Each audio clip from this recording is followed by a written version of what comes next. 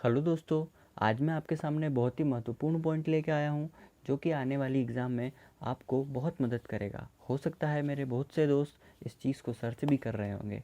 तो बिना किसी देरी के शुरू करते हैं। आज का टॉपिक है सारे नवीनतम संविधान संशोधनों की सूची जो कि आने वाली परीक्षाओं में पूछे जा सकते हैं। पहला है 101वां संविधान संशोधन।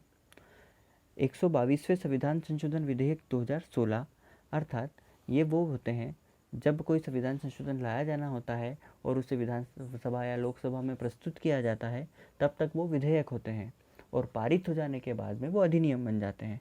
तो 122वां संविधान संशोधन विधेयक 2016 में लाया गया और जब ये पारित हो गया तो 101वां संविधान संशोधन अधिनियम 2016-17 कहलाया। इसके अंतर्गत वस्तु एवं सेवा कर जीएसटी लागू किया। दोस्तों, हमने जीएसटी के बारे में सुना है कि इसमें पूरे भारत में एक कर को लागू किया गया है।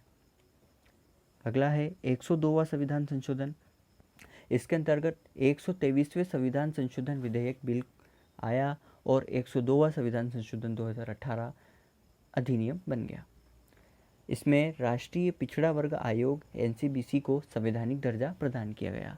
दोस्तों, राष्ट्रीय पिछड़ा वर्ग आयोग पहले भी था लेकिन इसकी संवैधानिक मान्यता नहीं थी और इस अधिनियम के तहत अब इसे संवैधानिक दर्जा भी प्रदान हो गया है।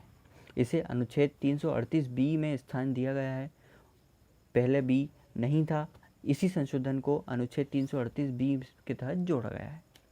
अगला 103वां संविधान संशोधन है जो कि 124वें संविधान संशोधन विधेयक 2019 से पारित हुआ और 103वां संविधान संशोधन अधिनियम 2019 बना। इसके अंतर्गत दोस्तों, जो आर्थिक रूप से कमज़ोर वर्ग के सामान्य वर्ग के लोग हैं उन्हें आरक्षण प्रदान किया जाएगा।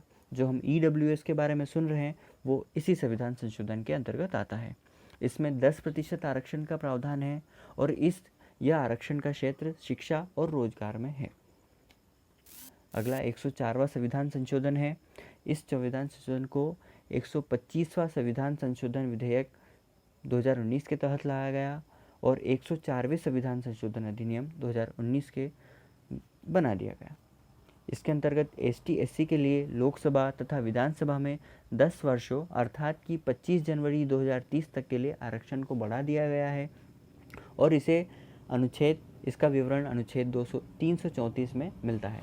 दोस्तों, इसके साथ ही जो एंग्लो इंडियन के पद को आरक्षण प्राप्त था उसे अब नहीं बढ़ाया गया, उसे समाप्त कर दिया है। तो ये बहुत ही इम्पोर्टेंट टॉपिक था जो कि आने वाली एग्ज़ाम में आपको हेल्प करेगा। Thank you.